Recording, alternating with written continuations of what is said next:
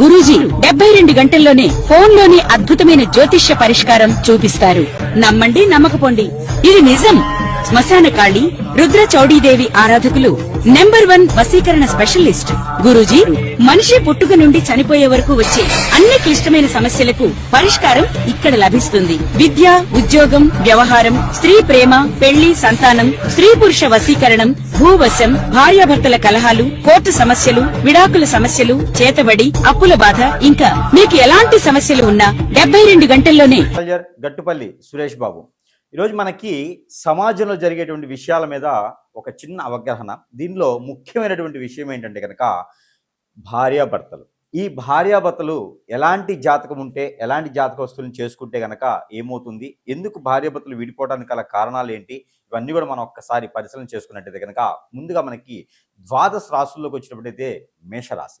ఈ మేషరాశి వారికి పెళ్లి అయిన అనంతరం భార్యాభర్తల మధ్యన గొడవ రావడం, ఎడబాటు రావడం, కోర్టు వరకు వెళ్ళే విషయాలు కావచ్చు, అలానే పెళ్లి లేట్ కావడానికి గల కారణాలు, ఇవన్నీ కూడా ఒక్కసారి మనం పరిశీలన చేసుకున్నట్టయితే కనుక మొదటిగా మేషరాశి వారికి 2, 4, 6 స్థానాల్లో కనుక కుజుడు ఉండటం, దానికి 6, 2, 9 స్థానాల్లో శని భగవానుడు ఉండటం వలన ఈ పెళ్లిళ్ళు చేసుకునేటువంటి విషయంలో ఆలస్యం అవుతుంది అనమాట.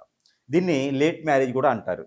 అలానే మనకి ఇంకొకటి ఏంటంటే కనుక రాహుకేతు దోషం ఉన్నా కూడా మనకి పెళ్లిళ్ళు చేసుకోవడం అనేది కొంచెం ఆలస్యం అవుతూ ఉంటుంది. ముఖ్యంగా మేషరాశి వారికి కేతు గ్రహాతటువంటి దోషము, అలానే కుజ దోషము ఉంటే కూడా పెళ్లిళ్ళు అవ్వటము ఆలస్యం అవుతుంటుంది. మరొకటి ఏంటంటే కనుక శని భగవాన్ యొక్క అశుభ దృష్టి ఉన్నా కూడా మేషరాశి వారికి పెళ్లిళ్ళవు. అతి ముఖ్యమైనటువంటి విషయం ఏంటంటే కనుక మేషరాశి వారికి పితృదోషాలు ఉంటే కూడా పెళ్లి ఆలస్యం అయ్యేటువంటి అవకాశాలు చాలా కనిపిస్తూ ఉంటాయి. ఇవన్నీ కూడా సక్రంగా ఉన్నాయి అనుకుంటే సరే, ఏదో బలవంతరంగా పెళ్లి చేసుకుంటే కనుక ఆ పెళ్లి అయ్యేటువంటి వారి లగ్నము, వారి నక్షత్రము, వారి రాశో మనం గమనించుకున్నట్టే కనుక మిథున రాశి వారిని చేసుకున్నట్లయితే కొంతమేర బాగానే ఉంటుంది. అలానే సింహరాశి వారిని చేసుకున్నా కూడా వారిదే పై చేయి ఉన్నా కూడా కొంతమేర బాగుంటుంది. అలానే తులారాశి వారిని చేసుకుంటే కూడా మేషరాశి వారికి కొంతమేర కాదు, చాలా బాగుంటుందని అర్థం. ఇకపోతే ఈ యొక్క మేషరాశి వారు మకర రాశి వారిని పెళ్లి చేసుకున్నా కూడా కొంతమేర కాదు, చాలా బాగుంటుంది. ఇలాంటి సంబంధాలు దొరికితే విడిపోవటం లాంటివి జరగవు. మధ్యలో ఎవరైనా వచ్చి పుల్లలు వేసినా కూడా, పుల్లలంటే మనకు దొరికేటువంటి కట్టి పుల్లలు, అగ్గి పుల్లలో కాదండి. ఏదైనా మంచి మాట్లాడుకునేటువంటి విషయాలు ఉన్నా కూడా అవన్నీ కూడా బయటికి వెళ్ళవు. అంటే భార్యాభర్తల మధ్య ఎడబాటు ఉండదు. ఇక కాదు అనుకుంటే లవ్ మ్యారేజ్. మేషరాశి వారికి లవ్ మ్యారేజ్ అనేది సక్సెస్ అవ్వదు. ఒకవేళ లవ్ మ్యారేజ్ చేసుకోవాలనుకున్నా కూడా అరేంజ్ మ్యారేజ్గా చేసుకునే దానికైతే ఎక్కువ ఆస్కారం కనిపిస్తూ ఉంది. ఇక మేషరాశి వారికి ఎక్కువ శాతం కూడా ఎవరు అంత దగ్గర అవడానికి సాహసం చేయరు. ఎందుకంటే మేషరాశి వారు నిజాయితీగాను, వారితో మొండిగాను, మూర్ఖత్వంగాను, మంచితనానికి నిదర్శనంగాను ఉండేటువంటి వ్యక్తులుగా ఉంటారు. కాబట్టి ఇక పెళ్లి అయిన అనంతరము భార్యాభర్తల మధ్యన ఎడబాటు రావడం, ఇది ఎలాగుంటుంది అంటే కనుక పెళ్లికి ముందు రాహుకేతు దోషం కానీ, పితృదోషాలు కానీ, కుజ దోషానికి సంబంధించినటువంటి విషయాలకు మీరు ఏదన్నా పూజలు కానీ, హోమ యజ్ఞ యాగ జపతపాలు చేసుకుని ఉన్నారా సరే, లేదు అనుకుంటే కనుక పెళ్లి తర్వాత ఖచ్చితంగా విఘ్నాలు అనేది ఏర్పడతా ఉంటాయి. మరొకటి ఇది ఒకటైతే కనుక మరొకటి, ఎవరో మన భార్య మీదో భర్త మీదో కన్ను వేసేసి వారి వైపు లాక్కునేందుకు ప్రయత్నం పూర్వకంగా చేస్తే కూడా భార్యాభర్తల మధ్యన ఎడబాటు ఉంటుంది. మరొకటి అలానే హిప్నాటిజము, black magic, వశీకరణము, భాగల్ముఖి, Bhanumathi, Yakshini, spirit, మందు పెట్టడం, ఇలాంటి విద్యల ద్వారా ఏమైనా జరిగితే కూడా భార్యాభర్తల మధ్యన ఎడబాటు భారం ఉంటుంది. ఇక మరొకటి ఏంటంటే కనుక మేషరాశి వారికి అనేక రకమైనటువంటి రాసులు వారు వారి ముఖ ఛాయ కావచ్చు, వారి మనస్తత్వం కావచ్చు, అంత పెద్దాన వారికి అయితే సెట్ అవ్వదు. అంటే మనసుగా కలిసేటువంటి విధానంగా వారికి ఉండదు. ఎవరికైనా సరే ముఖ్యంగా మేషరాశి వారు ఒకరితో కనెక్ట్ అయ్యారు అంటే కనుక వారిలో ఉండేటువంటి ప్రేమ కావచ్చు, అభిమానం, ఆప్యాయత, ఇవన్నీ కూడా ఒకసారి కనెక్ట్ అయితే జీవితకాలం ఉంచుకునేటువంటి వ్యక్తిత్వం కలవారు మేషరాశి వారు. ఇక కారణాలు అనేకమైతే ముఖ్యంగా ఇంకొక విషయం కంపాటబిలిటీ. ఏదైతే జాతకంలో ఈ కంపాటబిలిటీ అనేది ఒకరి నక్షత్రానికి మరొక నక్షత్రం, లగ్నానికి లగ్నము, రాశికి రాశి, ఇలాగా లగ్న మైత్రి అంటారు. ఈ యొక్క మైత్రిలో కంపాటబిలిటీలో 36 అవుట్ ఆఫ్ 36 అవసరం లే, అవుట్ ఆఫ్ 13 నుంచి వచ్చినా కూడా ఆ లగ్న మైత్రికి అక్కడ ఉండేటువంటి దోషాల పరిహారానికి సరైనటువంటి ఆపోజిట్ సైన్ ఎలా ఉన్నదనేది కూడా చూసుకోవాలి. ఇవన్నీ గమనిక లేకుండా పెళ్లి చేసుకోవడం వలన విడిపోయేటువంటి విధంగా ఏర్పడుతుంది. కానీ ఈ పెళ్లి అయినటువంటి తంతు తర్వాత విడిపోవటము, పెళ్లి అయిన తర్వాత పిల్లలు లేటుగా పుట్టడం అనేది ఇది మాత్రం ఖచ్చితంగా కాలసర్పదోషం, నాగదోషం, కుజదోషం వల్లనే అవుతుంటుంది. కానీ పెళ్లి అయిన తర్వాత 3 సంవత్సరాల లోపు గనక ఈ దోషాలకి పరిహారం చేసుకున్నట్లయితే కొంతమేర పిల్లలు పుట్టేదానికి కూడా ఆస్కారం కనపడుతూ ఉంది. లేదు అంటే గనక మీ మీద ఖచ్చితంగా ఏదో రకమైనటువంటి చెడు క్రియలు, మనం ముందుగా అనుకున్నటువంటి చెడు క్రియలు కూడా మీ మీద జరిగేటువంటి అవకాశం ఉంటుంది. ఎంత పెద్ద స్థాయిలో ఉన్నా, ఎంత మక్కువైనటువంటి స్థాయిలో ఉన్నా, మీ పని మీరు చేసుకుంటూ ఉన్నప్పటికీ కూడాను ఇలాంటి పరిస్థితి మీకు ఏర్పడుతుంది. కాబట్టి ఖచ్చితంగా గమనించుకోవాలి. ఇవి చిన్న చిన్న విషయాలు కాదు. జీవితంలో లైఫ్ టర్న్ అవ్వాలి అంటే గనక, జీవితంలో వారి జాతకం మారాలి అంటే గనక ఒకటి చెప్తారు. మన జాతకం బాగాలేకపోతే ఏదో గురువు దగ్గరికి మన జాతకం చూపించుకున్నప్పుడు మీ జాతకంలో పెళ్లి అయితే బాగుంటుంది అని చెప్తారు.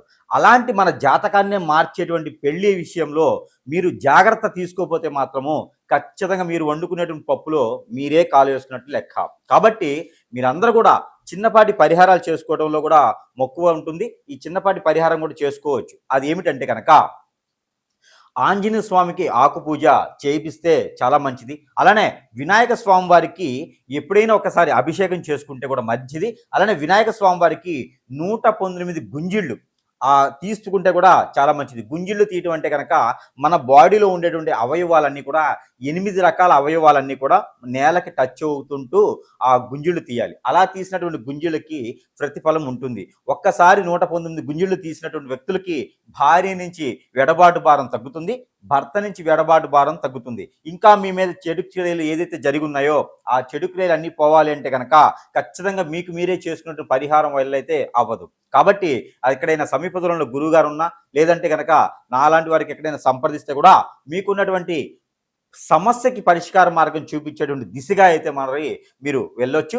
అలానే మరొక విషయం, ఈ రోజుల్లో ఏంటంటే కనుక మీకున్నటువంటి సమస్యని వ్యక్తం చేయడం కానీ, వ్యక్తపరచడం కానీ, గురువుల దగ్గర వెళ్ళేటప్పుడు చెప్పడం కానీ చేస్తే అదే అవకాశంగా తీసుకొని డబ్బులు ఎక్కువ తీసుకోవడమా, లేదా వారే హిప్నటైజ్ చేసి మీకు పని అవ్వకుండా చేయటమా లాంటి గురువులు కూడా చాలామంది ఉన్నారు. ఆచిచూచి ముందుకు అడుగు వేయండి. చెడు వ్యసనాలతో కానీ, చెడుకి బానిసవటం కానీ చేయకండి. మేషరాశి వారు అంటేనే వారు అదృష్టవంతులు. ఎలాంటి అదృష్టం అంటే వారు తప్పు చేయని అనంతవరకు కూడా దేవుని స్వరూపంగా ఉంటారు. తప్పు చేసేదానికి అడుగు పెట్టారంటే కనుక అది రాక్షసత్వం అవుతుంది. కాబట్టి అప్పుడు పరిహారాలు కూడా పెద్దగా వారికి వర్తించవు. కాబట్టి తప్పులు ఏమైనా ఉంటే నది, వాగు, చెరువు గట్ల దగ్గర ఎక్కడైనా స్నానం ఆచరించి ఆ తప్పుల్ని వాటిలో వదిలివేయాలి.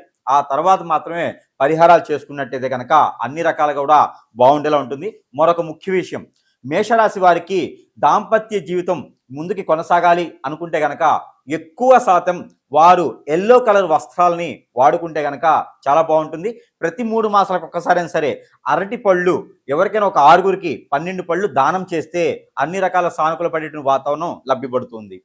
అలానే మీ యొక్క జాతకం అనుకుంటారేమో ఇది ఈ రాశి వారికే అని అనుకుంటారేమో, అలా కాదండి. ప్రతి ఒక్కరికి కూడా నామనక్షత్ర ప్రకారంగా అయినా లేదా జాతక పరిశీలనలైనా ఇక్కడ మేజర్గా మనం చూసుకున్నట్టయితే కనుక నేను చెప్పినటువంటి పరిహారాలు మీ నామనక్షత్ర ప్రకారంగా రాసి ఉన్నా కూడా చేసుకోవచ్చు. ఇక్కడ మనము సమస్యని సూచిస్తున్నాం కానీ మీ యొక్క రాశిని అనేది పర్టికులర్గా కాదు. ముఖ్యంగా మనం చెప్పినటువంటి పరిహారం ప్రతి ఒక్కరు కూడా పాటిస్తూ భార్యాభర్త దగ్గర అవ్వాలని ఒక మనస్ఫూర్తిగా కోరుకుంటూ ఇంకా కూడా మీకు అవ్వట్లేదంటే కనుక నిజంగా మీకు ఏదో జరుగుతుందని అర్థం అండి. ఎందుకంటే ఒకటి గమనించుకోండి, మనము పెళ్లి చేసుకునేటువంటి ముందు ఇరువురు అంటే అటు పెద్దలు ఇటు పెద్దలు కలిసి వారి యొక్క జాతక చక్రం తీసుకొని వారి యొక్క నక్షత్రాలు ఏంటి, గుణగణాలు ఏంటి, వారి యొక్క రాశి ఏంటి, వీరి యొక్క కంపాటబిలిటీ, వారి యొక్క మైత్రి ఎంత కలిసింది అని చూసి ఎన్నో వందల మంది యొక్క దీవెనలు తీసుకొని ఆ ఒక ముహూర్తం పెట్టి పెళ్లి చేసుకునేటువంటిది అయితే కనిపిస్తుంది.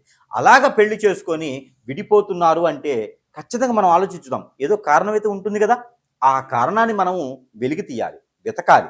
నిజంగా మనం ఆ కారణం ఏంటి, ఎవరైనా కన్ను వేస్తారా, నిజంగా జాతక పరిశీలనలో కనుక తప్పులుంటే వారు ఇచ్చిన డేట్ ఆఫ్ బర్త్ తప్పు ఉంటుందా, లేదా మన అనుమానమా, లేదా మన కోపమా, మన చేతకంతనమా, మన ఎదుగుదల లేకపోవటమా, ఏదో ఒక కారణం అయితే ఉంటుందండి విడిపోవటానికి. ఈ కారణాన్ని మనం ఖచ్చితంగా వెతకాల్సిందే.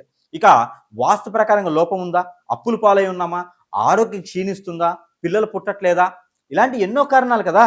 ఈ కారణాలకు సంబంధించి ఇటువంటి పరిహారమే ఇప్పుడు మనము సూచిస్తున్నాం. ఈ పరిహారము అందరూ కూడా చేసుకోవచ్చు. అలాంటి ఇబ్బంది అయితే ఏం లేదు. మాకు ఈ రాసే ఉందండి, ఈ పరిహారం చేయాలా లేదా అనేది లేదు. పరిహారం చేసుకోవడం వలన సందర్భంగా సారంగా చేసుకోవాలి తప్పితే వాటి వలన నష్టపోయేది కానీ ఇబ్బంది పడేది కానీ లేదు. ఆ పరిహారం వలన మీకు మంచి జరిగిందా? సంతోషం. లేదు అంటే కనుక నిజంగా మీ మీద చెడు వ్యసనంతో, చెడు కన్నుతో, మీ పెద్దల పూర్వీకుల దోషాలతోనో, లేదా మాట మంతి ఉన్నా, లేదా డబ్బు ప్రకారం కానీ ఎన్నో రకాల సమస్యలతో కొట్టుమిట్లాడుతుంటాయి. కాబట్టి ఇంకా ఏదైనా సమస్య ఉండి మీ మీద నిజంగానే కారణాలు ఉంటేనేనండి మీకు జరిగేటువంటి అనేజీ కావచ్చు, అన్ఫిట్ కావచ్చు, లేదా ఇంకేదైనా సమస్యలు కావచ్చు, ఇవన్నీ కూడా మీకుగా జరిగేవి కాదు. ఎవరో మిమ్మల్ని చేపిస్తున్నారు. ఇది మాత్రం గమనించుకొని సంప్రదించవచ్చు. ఈ సంప్రదిస్తే నిజంగా మీకు పరిష్కార మార్గం అయితే చూపించేదానికైతే ప్రయత్నం చేద్దాం. మీకు గ్రహరీత్యా దోషాలున్నా, మీకు జాతక ప్రకారంగా తెలియకపోయినా, లేదా మీకు ఇంకేదైనా ప్రకృతిలో దోషాలున్నా, మీకు ఇంకా కాలసర్ప దోషం, నాగదోషం, కుజదోషం, కలత్ర దోషాలున్నా, అలానే మీకు ఇంకా ఏమైనా సరే హిప్నటిజం, బ్లాక్ మ్యాజిక్, వశీకరణ, భాగల్ముఖి, భానుమతి, యక్షిణి లాంటి విద్యలు జరిగినా అవి మీకు స్వయంగా తెలియనటువంటి విద్యలు ఉంటాయి. అది మీకు డేట్ ఆఫ్ బర్త్ ఉన్నా లేకపోయినా కూడా నామ నక్షత్ర ప్రకారం కూడా చూసుకొని సంప్రదిస్తే కనుక ఇక్కడ కారణం ఒకటే, భార్యాభర్తలు పెళ్లి అయిన తర్వాత అన్యోన్యంగా ఉండాలి. అది రాజ్యాంగం, అది శాస్త్రం. లేదు అంటే ఏదో ఒక కారణం వల్ల విడిపోతున్నారు. ఆ కారణాన్ని వెతకాలి, దాన్ని సమశుద్ధంగా ఆ కారణానికి వైదొలిగితే ఆ సమస్యకి పరిష్కార మార్గం దొరుకుతుంది. సుఖంగా సంతోషంగా ఉండేటువంటి దాంపత్య జీవితం, పిల్లలు పెద్దలు అందరూ బాగుండాలనే ఒక సంకల్పంతో ఈ యొక్క పరిహారాలు చెప్పుకున్నాము. ఇవి అందరూ కూడా ఆచరించి పాటించి చేసి వృత్తులుగా చేసేసుకుని ఈ యొక్క మార్గాన్ని కూడా వెంచుకొని మీకు ఉన్న సమస్యని పరిష్కార మార్గానికి ఒక ప్రయత్నంగా చేయండి. జై శ్రీమన్నారాయణ.